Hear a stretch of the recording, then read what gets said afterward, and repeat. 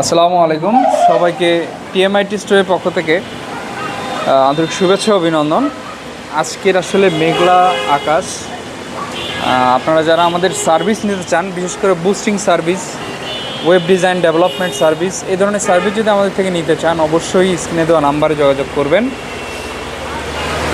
আর আপনারা যারা আমাদের থেকে কাজ করে নিয়েছেন তাদেরকে তো অবশ্যই স্পেশালি থ্যাঙ্ক জানাচ্ছি।